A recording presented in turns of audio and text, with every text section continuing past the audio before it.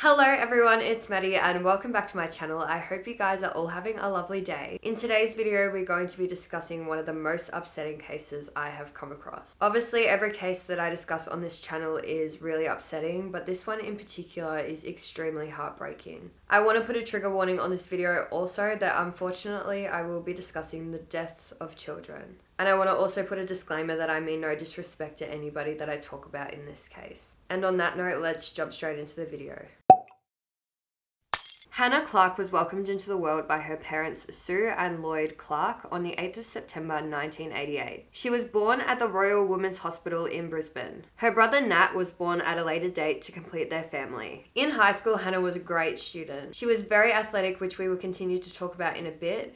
But even at a very young age, it was evident that Hannah was very into health, fitness, and all things sport. She even represented the state for trampoline when she was only 16 years old. In senior year at high school, Hannah was appointed to school captain. I remember when I was in high school, being the school captain was such a big deal. It meant that you were typically very trustworthy, reliable, respected, and just an all-round likable person. After completing high school, Hannah took on a position at PCYC, teaching kindy gym to young children. She also worked as a teacher in vacation care, which is like a school holiday program for students whose parents can't look after them on the term breaks. Hannah was often described by others as a very happy, hardworking, and fun-loving person. Even in adulthood, she continued to be a very athletic person who absolutely loved training and working out often. She became particularly good at CrossFit and she absolutely loved it. While Hannah was teaching kindy gym at PCYC Carindale in 2008,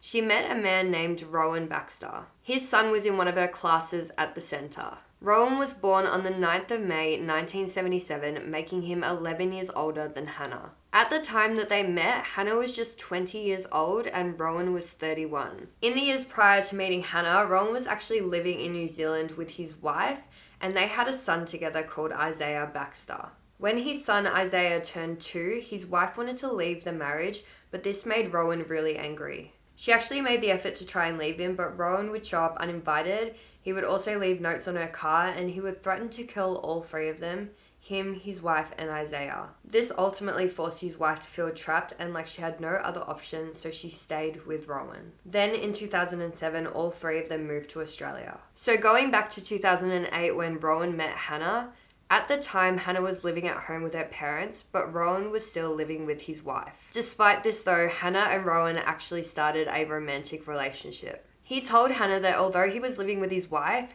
they were actually separated, but they were just living together for the sake of their son. And then finally, Rowan agreed to an official separation with his wife. The pair decided to follow a parenting plan in relation to their son, and Rowan was actually required to pay child support. So now let's jump to around 4 months after Hannah met Rowan. The separation between Rowan and his wife became official, and he moved out of the home where he lived with her and moved in with a friend. Then around 2 months after this, so 6 months after meeting Rowan, Hannah actually fell pregnant with Rowan's baby. At the time, Hannah lived at home with her parents and had only known Rowan for 6 months, but she wanted to have the baby. But Rowan disagreed. He told Hannah that she was too young and she should have bought the baby, and so ultimately this is what she did. I just wanted to mention here that at some point at the beginning of Hannah and Rowan's relationship, Hannah actually went on a cruise with her friend. Hannah had disclosed to her mother that Rowan was actually quite mad about her going on this cruise. But Hannah went anyway, and I'm assuming maybe she had it booked before she met Rowan. However, while she was on this cruise with her friend, Rowan kept trying to contact her. And this is where Rowan's controlling behaviour started to show. So let's jump back into the progression of Hannah and Rowan's relationship. Hannah eventually moved out of her parents' home and got a townhouse with Rowan in Mansfield. They stayed there for 6 months before moving to a house in Chandler. At the time, Hannah was working full-time at the Athlete's Foot, and Rowan was working as a sales rep for a pharmaceutical company. It wasn't long after Hannah and Rowan started living together before Rowan's controlling tendencies came to light in full force. He told Hannah that she wasn't allowed to wear shorts, short skirts, or even the colour pink. He wouldn't even let Hannah wear shorts at the gym, even in hot weather, and told her that she had to wear long tights. And this is Brisbane we are talking about. The weather in Brisbane is quite warm pretty much all year round. She was only allowed to wear a bikini if she was on the beach, but if she moved off the beach, she had to cover up. He would criticize her if she ate what he deemed to be unhealthy foods, and even told her there were certain foods she wasn't allowed to eat. In October 2012, 4 years after meeting, Hannah and Rowan got married. Hannah's parents were extremely generous and paid for the wedding, as I don't believe Hannah and Rowan had much money at the time. Hannah was 14 weeks pregnant at her wedding, and the pair decided that they would keep the baby this time. 6 months later, on April 10th, 2013, Rowan Baxter, a beautiful baby girl, was welcomed into the world.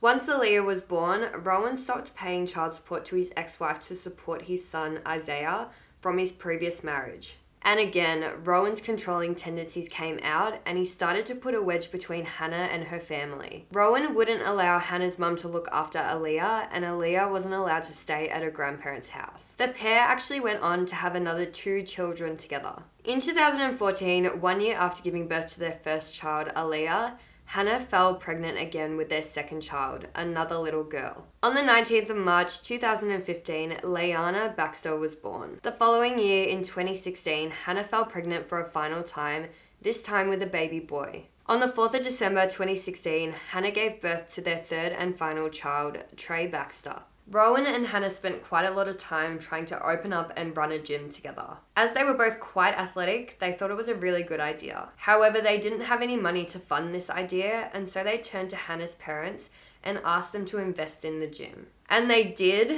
Hannah's parents actually gave them $18,000 towards the gym, and another investor gave them $40,000. The pair then used this money to open up their first gym, but this gym never really took off. They were unable to make enough money to cover all their outgoing expenses like bills and rent, as there wasn't enough income coming in. They actually turned to Hannah's parents to pay the bills for them, and her parents did. As their first gym wasn't successful, the pair decided to open up another gym and call it Integrate. They got this gym up and running, but it didn't do very well either. They moved its location multiple times, but no matter what they did, it just wasn't successful. Rowan found it difficult to manage the finances and struggled with calculating outgoing expenses. He also wasn't described as a very nice person at all. He wasn't welcoming at the gym, being described as blunt, which obviously caused members to leave the gym at a rapid rate. There was actually an incident at the gym one day where Hannah made a joke during a class that Rowan was running, and he got so angry that he immediately stopped the class. Rowan, Hannah, and the children were meant to go to breakfast together after the class, but because Rowan was so mad, he cancelled breakfast. This wasn't unusual behaviour for Rowan. It was reported that whenever Rowan was mad at Hannah, the kids would be affected in one way or another. Rowan wouldn't just keep the fight between Hannah and himself, he would find a way to bring the children into it and punish them also. After Trey was born, Rowan worked at the gym only 3 days per week, and he rested when he wasn't working there. Hannah, on the other hand, was running several classes at the gym, looking after the children, and even trying to complete a marketing course online to try and help their situation with the gym. When Rowan would come home, he would often yell at Hannah, saying that their house was a pigsty. He would ask her what she had been doing all day. He would also get angry about money and tell her that she needed to get a second job, and so she did. She worked at Athlete's Foot on Monday and Friday, and then worked in the gym the other days, while also being a mum to 3 children and trying to learn marketing. But despite Hannah working tremendously hard, their gym was officially closed in 2019. At the time, Hannah and Rowan owed investors around $75,000. Throughout Hannah and Rowan's relationship, Rowan caused a lot of issues, particularly between Hannah and her family. Hannah tried to make sure that her and her children caught up with her family at least once a week by attending family barbecues at Hannah's parents' house, but Rowan put a stop to this. He told Hannah and the children that they weren't allowed to attend. He even stopped Hannah spending all of Mother's Day with her mother. He said she was only allowed to spend half the day with her mother, and then she had to spend the other half of the day with Rowan, remembering his mother who had passed. Hannah's family every year would also do a Good Friday barbecue together at her parents' house as like a family tradition, but Rowan stopped Hannah and the children from attending this also. There was an incident where Rowan even borrowed Hannah's brother's car and drove it around for months. He racked up toll bills while he was driving the car around and made her brother pay for them. Hannah's brother eventually got sick of this and put a stop to it, and said that Rowan couldn't borrow his car anymore because he needed it. This made Rowan so angry that he told Hannah that she could no longer see her brother. Rowan's aggression was also taken out on their 3 children. I mentioned earlier that they would be affected in one way or another when Hannah and Rowan fought. But he also showed aggression directly towards the children. For example, he would throw their toys away if the children didn't clean up fast enough. He would play fight with the children, but he would actually hurt them in doing so, to the point where they would actually cry. And then going back to how Rowan treated Hannah directly, sometimes he would just stop talking to her for days on end, particularly if she didn't have sex with him. Hannah's friends described their relationship as, Hannah would do everything from running gym classes, sort the kids out, and do dinner. He would do nothing. He would train in the backyard and expect everything to be done for him. If the house was messy, he could sometimes not speak to her for a day or more. He would lash out verbally to the kids and just ignore her. On one occasion in particular, on May 18th, 2019, Rowan and Hannah had a massive fight because she didn't want to have sex. She was experiencing sexual violence in the form of coercive control. Hannah had stated that, I would be forced into having sex with him every night. If I refused, Rowan wouldn't talk to me for days and would yell and be aggressive with us all. He would make our lives hell.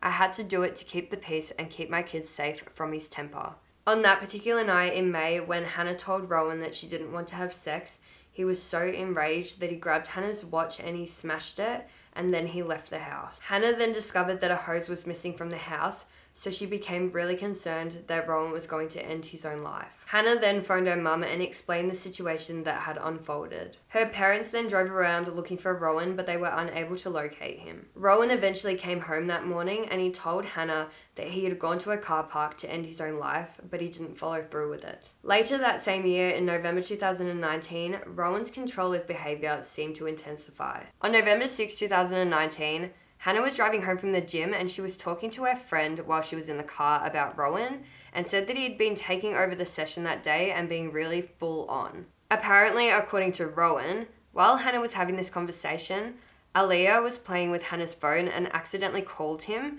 so he heard the conversation. Rowan was so mad about Hannah's comment that he had been really full on that he refused to speak to her. Some believe that at this time he must have had some sort of recording device in Hannah's car, because this story didn't really seem to add up. Being the athletic person that Hannah was, she received information that she had qualified to compete in a really big CrossFit competition as part of a team, which obviously this would have been extremely exciting for Hannah. She loved CrossFit and loved competing in sports, so she would have been so thrilled to have qualified for the competition. At the same time, Rowan had also wanted to compete in a solo competition for CrossFit, but he didn't qualify. However, this didn't stop Hannah from wanting to compete. She was so thrilled and still really wanted to compete in the team. One of the members of the gym qualified for a team also, so he was Hannah's second team member, and then Hannah asked a friend to be a third member. Rowan then told Hannah that he would be the fourth member of the team. As it got closer to Hannah's competition, Rowan claimed that he had an injury. I'm unsure if he actually did or if he just said he did, but regardless, he pulled out of the team. He expected Hannah to pull out of the team as well because he wasn't going anymore, but she didn't. Then the 8th of November 2019 rolled around, which was the first day of Hannah's competition. Even though it was the first day of her competition, Rowan told Hannah that she had to go to the gym really early that morning and take a class, and he would stay home with the children. Hannah got back from the class at 7 a.m, and when she got home, she realized that Rowan and the children weren't there. She tried to call Rowan, but his phone was turned off and she had no way of contacting him. She was so stressed and terrified that he had taken the children without any warning and was so scared about what he might do to them that she was actually physically vomiting. She called her mum crying and said that Rowan had taken the children as a way of punishing her for competing in the CrossFit competition. She even asked her brother to go down to the beach and see if he could find them there. After a painful wait and a lot of stress, Hannah finally received a text message from Rowan. In the message, Rowan made note that he was very angry at Hannah for competing in the competition without him, but he made no mention of where he was or if he was going to bring the children back home. Later that day, he did come home with the children and he told Hannah that he had just taken them to the beach for the day. Then sometime later, the finals of the CrossFit competition came around. I don't believe Hannah competed after the incident, however she still loved everything about CrossFit and wanted to go to watch the finals. She had been talking to her eldest daughter, Aaliyah, about it for weeks, and so she wanted to bring her along to watch the finals. Then the morning of the finals, when Hannah was about to leave, Rowan told Hannah that she wasn't allowed to go. Presumably because he was still mad that Hannah was going to compete in the competition without him. But this time Hannah stood up for herself and she told Rowan that she wanted to go to the finals and watch them and she wanted to take Aaliyah. The fight escalated quickly and Hannah decided to leave. On her way out though, Rowan grabbed her arm so hard that it actually left marks. He told Hannah that the fight wasn't over and they were going to be discussing it later. At this point, Hannah was reaching a breaking point and she had really just had enough. She told a friend that it was the final straw and that she was keeping her head down at home. There was also an incident where Hannah was sleeping in her bed at home one night and she woke up in the middle of the night and saw Rowan going through her phone. She asked him what he was doing on her phone and he got angry and threw it across the bedroom, smashing the phone screen. He also later accused Hannah of having an affair with someone from the gym. Hannah had really had enough at this point. She was trying to do all of the right things, but it seemed that no matter what she did, Rowan just wasn't happy. She got to a point where she decided that she was actually going to leave Rowan and she told her mum of her intention to do so. She also told her mum that she wanted to get her kids away from Rowan. Hannah was hoping to move back into her parents' home and her parents were happy to support her in this decision. Then on December 6, 2019, Hannah took that step to leave Rowan and she arrived at her parents' house with her 3 children. The same day, Hannah also went to the local police station and informed them of her situation. Police told her that she could get a DVO against Rowan, which is a domestic violence order, but Hannah was so worried that if she did this, it would make Rowan extremely angry. Earlier that day, Rowan had actually called Hannah multiple times, telling her that she was harming the children by leaving him. I don't believe that at this stage she went through with the DVO either because she was so scared of what Rowan might do. Rowan kept hassling Hannah by calling and texting her and told her that he just wanted to come and pick her up and take her out, and eventually Hannah decided to go. I'm not too sure how he persuaded her to go or if she felt forced into going, but whatever it was, she did decide to go with him. When Hannah came back to her parents' house after being out with Rowan, Rowan came inside and was very emotional. Now we are going to jump to December 21st, 2019, and at this point the children had been in Rowan's care for a couple of days. He told Hannah he would have them home to her parents' house at 4 p.m. on the 21st, but 4 p.m. came and the children were nowhere to be seen. Hannah didn't hear from Rowan until half an hour later at 4:30 p.m. when he sent her a text telling Hannah he was running late. Hannah waited and waited, and then another hour later at 5:30 p.m. Hannah was getting so anxious that she decided to call Rowan, and Rowan said that they were just stuck in traffic. Then sometime after 6 p.m. he phoned Hannah back and told her that he was thinking about keeping the children with him.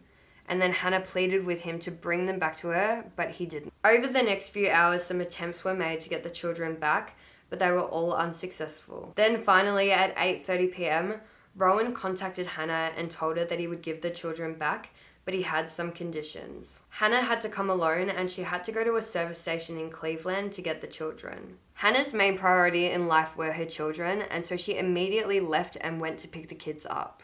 She collected her 3 kids successfully, and I'm not sure how the interaction went down, but she managed to retrieve them and take them back to her parents' house with her. Her eldest child, Aaliyah, was really upset because she knew she was meant to be home with her mum at 4 p.m, so she was aware of what was going on. Then the following day, on the 22nd of December, Hannah received a phone call from Centrelink asking to confirm that Rowan was the full-time carer of all 3 children. Turns out Rowan had actually applied for full-time parenting payment, but Hannah told them that this wasn't the case and that she was actually looking after the children. On Christmas Eve, the 24th of December 2019, Rowan told Hannah that he wanted to see the children for Christmas as he didn't want to miss out on this special day with the kids. Hannah let Rowan come to her parents' house to visit them on Christmas Day. Rowan gave the children gift cards for Christmas so they could go and buy what they wanted. He stayed there all day and didn't leave until around 5 p.m. And I just wanted to note here that the children actually went at a later date and tried to buy something with these gift cards, but there was actually no money loaded to them. So now onto Boxing Day, the 26th of December 2019. On this day, Rowan asked if he could take the children to the skate park so they could ride around on their new skateboards that Hannah's parents had given them for Christmas. Hannah told Rowan that he could, but when Rowan came over to pick up the children, he said he actually wanted to take the children back home with him. Hannah told Rowan no, and so Rowan grabbed Leanna. Aaliyah, Trey, and Hannah were visibly distressed and screaming, "No, stop." He got into the driver's seat while still carrying Leanna and even bumped her head against the car while trying to get in. He didn't put a seatbelt on Leanna or anything, and then he drove off in the car with her. According to Hannah, Leanna was hysterical and her other 2 children Trey and Aaliyah were also distraught over the situation. After Rowan took Leanna, Hannah couldn't do anything legally about getting her back because she didn't have any DVO or parenting plans or anything in place. All the police could really do was ask Rowan to give Leanna back, and so they tried to do this. Hannah was obviously so upset by this situation as her daughter had been taken in such a way that she didn't want to go, and then there was nothing that Hannah could do about getting her back. Police were willing to go and try and persuade Rowan to give Leanna back, and so they went to Rowan's house, but no one was home. Sometime that night, Hannah received a FaceTime from Rowan. Rowan showed Hannah that their daughter Leanna was okay, but he accused Hannah of having an affair with someone from the gym. He told Hannah that he would bring Leanna home if she sorted out her whole affair situation, but obviously Hannah couldn't do anything because these allegations were false. The following day, the 27th of December, Hannah had a lawyer write a letter to Rowan requesting that he return Leanna immediately, but Rowan still didn't return Leanna. Then on the 28th of December, a domestic violence order and a police protection notice was put in place by police on behalf of Hannah. Police were satisfied that Rowan had actually put Leanna into a dangerous situation. The orders outlined that Rowan was not to be within 100 meters of the children or Hannah's residence until the case went to court. The police actually instigated it this time, but Hannah did agree. Hannah then tried to get in touch with Rowan, but all her attempts failed. Later that night, Hannah received a text from Rowan where he said that Leanna was tired and so she was going to go to bed early. After receiving this text, Hannah thought that Rowan must be at his house. She contacted police and told them, and so they went straight to Rowan's house, but he wasn't home. Then at 7 a.m. on the 29th of December, 2 police officers went to Rowan's home, and he was actually there this time. He was putting Leanna in the car, presumably to take her out somewhere. The police officers officially served Rowan with the police protection notice and the domestic violence order. Rowan was so angry about this, and he was complaining, saying that it was unfair. Police explained to Rowan that it was actually officers who obtained these orders, not Hannah. While the police were there, Rowan was carrying Leanna around the house and putting her on his lap while holding onto her. He didn't want police to take her, but ultimately police were able to get Leanna and give her back to Hannah. By the time Hannah got Leanna back, she had been with Rowan for a total of 3 days. During this time, it is reported that Leanna was taken to New South Wales with Rowan. After this incident, Leanna's older sister, Aaliyah, was so upset and angry with her dad that she had to see a counsellor. Leanna was also observed by police as visually suffering some anxiety from the incident. Police informed Hannah that Rowan had been served the orders and that there was an upcoming court date on the 4th of January 2020. For whatever reason, the court date ended up taking place on the 8th of January 2020. I'm assuming they were just really busy and so it got pushed back. At court, Rowan brought lawyers with him that were just friends of a friend. The parenting plan was negotiated and the court made a temporary protection order in which Rowan was ordered not to do the following: commit acts of domestic violence, expose the children to domestic violence, go within 100 meters of Hannah's residence, contact Hannah unless to contact the children or arrange contact with the children. There was a bit of back and forwards between lawyers over the next few weeks, and then on the 23rd of January, a mediator set out an interim parenting plan to be placed until the next court date. The plan outlined the following: the children live with their mother, they spend every second weekend with Rowan, they spend every other week Thursday to Friday with Rowan, holidays are shared, the children FaceTime Rowan every Tuesday and Thursday at 6 p.m, and changeovers take place at the Clarke's house. Then on January 30th, all 3 children were due to go to their dad's house. Aaliyah, the eldest child, was so upset and she really didn't want to go and stay at her dad's that night. Hannah had said that apparently Rowan was really awful towards Aaliyah because she actually stood up against Rowan. Aaliyah was so anxious about seeing her dad that her mum actually bought her a watch with texting capabilities and told her that when she was scared, she could go to the toilet and message her. Hannah told Aaliyah not to tell her dad about the watch. Despite Aaliyah's fears, Rowan did have all 3 children stay at his house that night. The next morning, on the 31st of January, Rowan arrived at Hannah's house to drop off Trey, and I'm assuming he already dropped the 2 girls off at school. Hannah looked inside the car and she saw that in the car there were inappropriate and explicit photos of her, and so she reached in and she grabbed them. Rowan saw that Hannah had grabbed the photos, and so he got out of the car and approached Hannah and grabbed her wrist so tight that she screamed. Hannah's mum heard what was going on, and so she called the police. The next day, on February 1st, Hannah went to the doctors and they informed her that she had a sprained wrist from the incident. Hannah was told by the doctor that she had to wear a splint to help her wrist heal from the incident. A week later, on February 8th, Hannah's lawyer emailed Rowan's lawyer advising that Hannah would no longer be following the interim parenting plan due to the incident.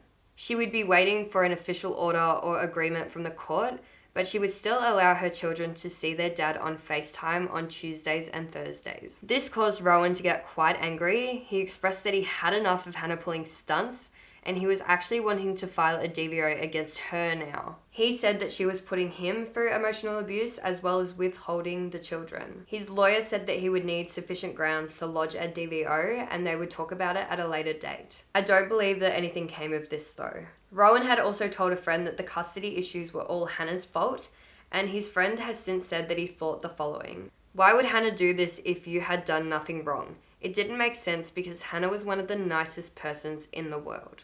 Rowan was eventually charged with a breach of the domestic violence order due to grabbing Hannah's wrist. On February 10th, Hannah disclosed to her work colleagues that she was really scared of Rowan. She said that if her and Rowan were ever alone, she was genuinely so scared that he wouldn't hesitate and he would actually try and kill her. She was so serious about this belief that Rowan would try and kill her that she actually said that she needed to organise a will. She even told her mum that she needed to organise a will because when he kills me, he will be in jail and who will look after the children? Previously, Hannah had also stated just how scared of Rowan she truly was. She said, "I believe that Rowan is truly capable of killing himself and killing our children to get back at me. This scares me beyond words." A week later, on February 17th, 2020, at 5:40 in the evening, Rowan was recorded on CCTV footage entering a Bunnings store. For those of you who aren't aware, Bunnings is an Australian hardware store. Rowan was first seen grabbing lawnmower fuel, but then he decided to put the fuel back and get a green jerry can as well as cable ties and methylated spirits. The next day, February 18th, at around 6:40 in the morning, Rowan left his house. He took the jerry can that he had bought from Bunnings with him. He arrived at a Caltex service station in Corindale at around 7:30 a.m. and he filled up the jerry can with fuel. He also went inside the service station and bought 3 Kinder Surprise chocolates as well as some bags of lollies. He then went back home and spent about 15 minutes there before leaving in his car again. He was in and out a little bit that day, and then at around 3:30 p.m, apparently he was at home and he called the Youth and Family Services and asked for a men's support program. Later that night, it was reported that he was also on the phone to one of his friends and he was really emotional and he was crying because he was saying he could only FaceTime his kids on Tuesday and Thursdays and that was the only time he was allowed to see them. While on the phone to another friend that night, apparently he was also really emotional and telling them that he had nothing. He'd lost Hannah, the children, and he was also in financial trouble and he wasn't able to keep up with the rent of the place that he was in. That night, Rowan FaceTimed his children, but apparently he didn't even talk to them. He just cried while he was on FaceTime. Hannah apparently made a comment to her mum saying, "Oh God, what if he kills himself?" The next day was February 19th, 2020, and that morning Hannah went out and got 2 coffees, one for her and one for her mum. She then sat on her mum's bed while her mum was getting ready for work. The 2 of them were just chatting while they were drinking their coffees. Hannah's 2 girls, Aaliyah and Leanna, were in their bedrooms playing and Trey was watching a dinosaur show on TV. At 7:20 a.m, Hannah's mum kissed her and the grandchildren goodbye and told Hannah that she loved her and then she left to go to work. That morning, Rowan had also gone and got a coffee and then he sat on a table on a footpath drinking it for about an hour. He ended up driving to Hannah's parents' house and parked his car across the street at 8:17 a.m. At the same time, Hannah was putting her kids into her silver Kia and getting them ready to go on a school run. Trey was in the middle seat in the back and then his 2 sisters were on either side of him. Aaliyah was behind the driver's seat and then Leanna was behind the front passenger seat. Hannah got in the driver's seat of the car and turned the car on, but as she did, the passenger door opened up and then Rowan jumped into the car. He told Hannah to drive and he was holding onto the can of petrol. Hannah was really scared and she was yelling at Rowan to get out of the car. But he wouldn't, and so Hannah did what Rowan was telling her to do and she started to drive the car. At 8:25 a.m, a man named Michael Zemick was washing his car in his driveway on Raven Street in Camp Hill, Brisbane. He heard a car pull over on the side of the road and then he heard a woman yell out, "Call the police, he's going to kill me. He's poured petrol on me." This woman was Hannah. Michael saw Hannah on the front seat of the car with Rowan. Hannah was trying to get out of the car, but Rowan had both arms around her chest, restraining her, stopping her from getting out. Then the car exploded in flames. Michael ran straight over to the car, and he can't remember if he opened the door or if Hannah did, but Hannah managed to get out of the car. Michael had burns on his face from trying to help Hannah, and it was extremely hot, and Hannah was on fire when she got out of the car. Michael told Hannah to get on the floor and roll around to try and put the fire out, and as she did this, he grabbed the hose and was hosing her down, also trying to put it out. They eventually extinguished the fire that was covering Hannah's body. Michael then ran around the other side of the car and saw Rowan lying on the floor, and he was also on fire. Michael then used his hose again on Rowan's body to put the fire out. At the time, Hannah was screaming out that her children were in the car, but she was so hysterical that Michael couldn't figure out what she was saying. Michael then ran back up to his house and told his daughter to call 000. The first call about the incident was received by 000 at 8:26 a.m. A few people in the area saw the incident unfolding, and so they did their best to assist. First there was Samantha Covey, and she was driving her kids to swimming lessons that morning when she saw the smoke coming from a street, and so she turned down that street and she saw the car on fire. She got out of the car and she approached Hannah, who was lying on the grass. Hannah told Samantha that she had had a domestic violence order on Rowan, and she could not believe that he had done this. Hannah was also asking if anybody had got her children out of the car.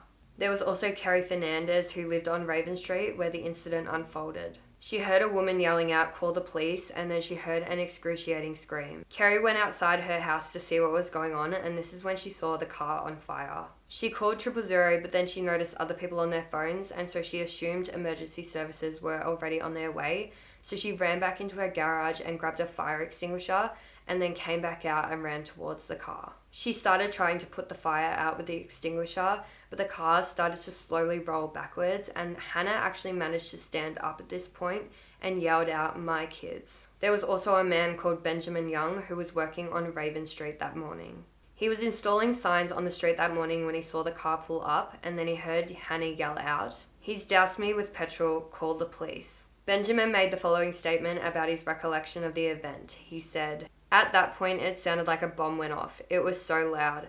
I felt the shockwaves. The car was engulfed in flames almost instantly. The car exploded about 10 meters from where I was. When the car started to roll backwards, there was 2 men running towards the car. Ben saw this all unfolding, and so he grabbed 2 pieces of timber from the back of his ute, and he also ran over towards the car. They then tried to use the timber to stop the car rolling backwards, and one of the men yelled out, 'Get them out, get them out.' They could see a baby seat in the back of the car, but the 3 men weren't able to get close enough to the car to do anything about it because the entire car was up in flames and it was extremely hot.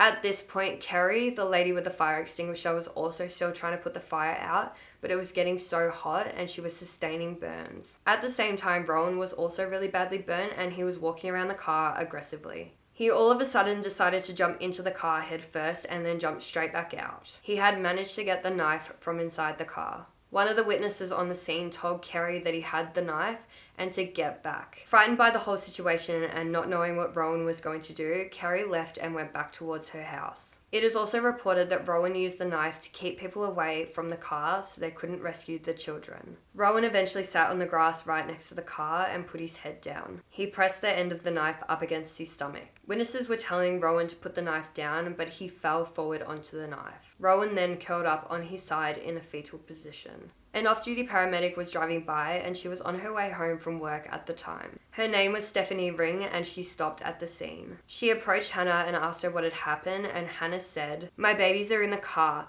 My ex-partner told me to pull the car over. Then he squirted petrol on us and threw a lighter at the car." Emergency services arrived at the scene, including fire, ambulance and police. The Queensland Fire and Emergency Services managed to extinguish the fire. Hannah told first responders on the scene that her 3 children were still in the car. That's all she was worried about the whole time. She was extremely burnt, but literally all she cared about was her children. Although Hannah had burns covering her entire body, she still managed to communicate with emergency services. She was in immense pain, but she was still cognitive and able to communicate. She was given an oxygen mask, and then responders tried to find a vein in her arm to put in an IV, but they couldn't find one. She was then administered 10 milligrams of morphine into her thigh. While she was being treated for her injuries, Hannah said the following while referring to Rowan.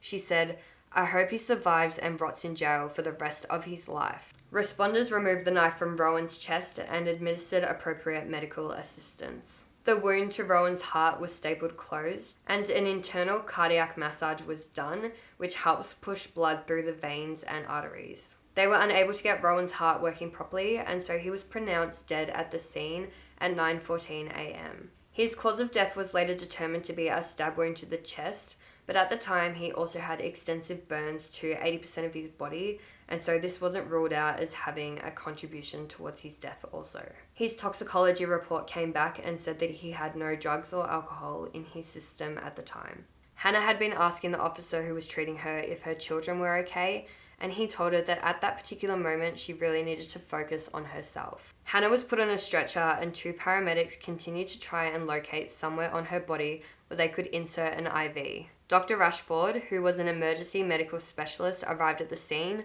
and upon seeing Hannah's injuries, he knew that there was no way that she was going to survive. She had what has been referred to as full thickness burns to 97% of her body. Finally, they managed to get an IV into Hannah through her hand, and she was administered fentanyl. Fentanyl is said to be more than 100 times more potent than morphine and is used to help ease pain.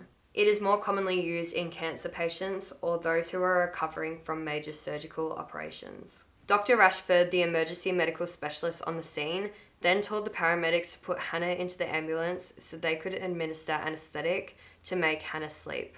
By this point, Hannah was still able to talk, but she wasn't instigating any conversation. If someone asked her a question, she was able to respond, but that was about it. Hannah was also asked how she was feeling, and she responded with, "I am in pain." Dr. Rashford since told an inquest into the case, "I know Hannah was extremely courageous at the scene given the level of injuries, and it certainly affected everyone who attended to the scene." Hannah was treated in the back of the ambulance and she was administered drugs to put her to sleep. As Hannah's burns were extensive, the main priority was to cool the burns and provide Hannah with as much pain relief as possible. While she was asleep, they put a tube into Hannah's airways to try and help her breathe. Once the fire was put out, it was confirmed that Hannah's children, Aaliyah, Leanna, and Trey, were still in the backseat of the car.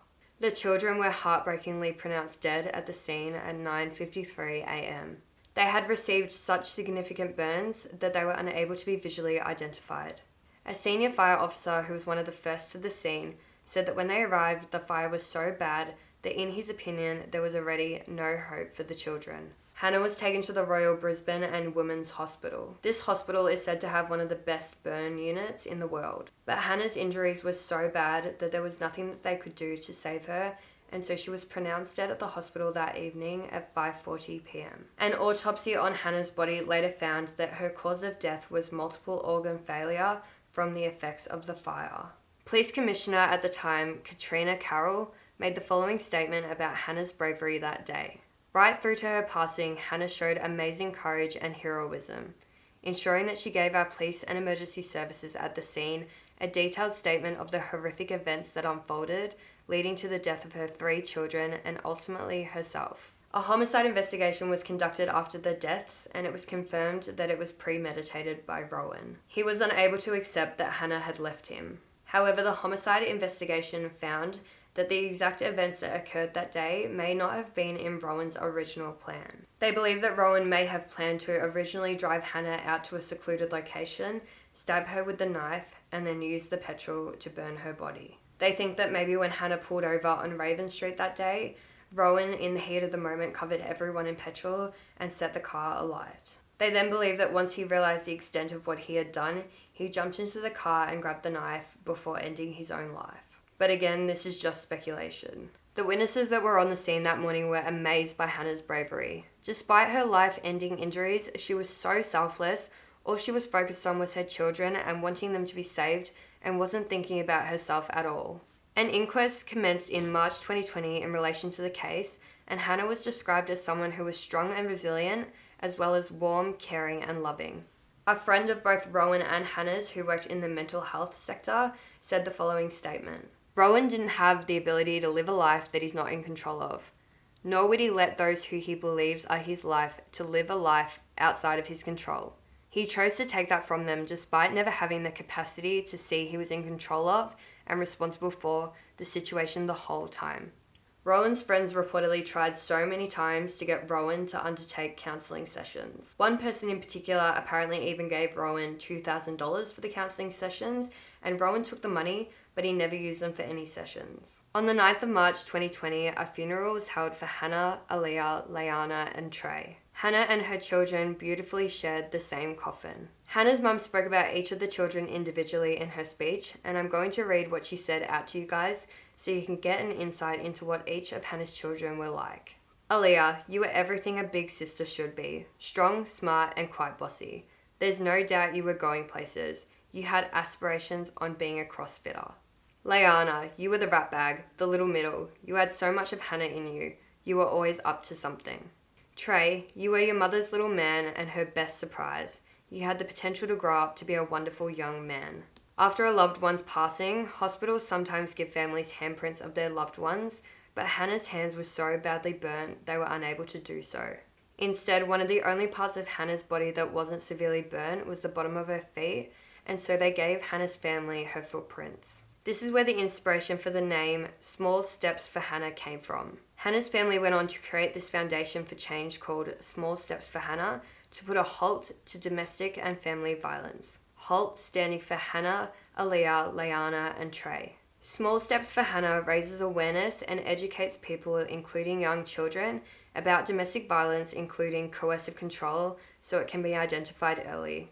They also provide financial assistance to services that promote the prevention of domestic violence, as well as services for persons who are at risk or have experienced coercive control or domestic violence. So if you are in a position to make a donation, please head over to the Small Steps for Hannah website, and you can make a donation directly on the website. When Hannah's mum was asked how she'd like everyone to remember her daughter, she said that she would like everyone to know that she was strong, she loved her children, and would have fought anyone to save them. And that is all the information I have on today's case. It is such a truly tragic case, and my heart goes out to anyone involved and affected by this case. And I will see you all in my next video. Bye guys.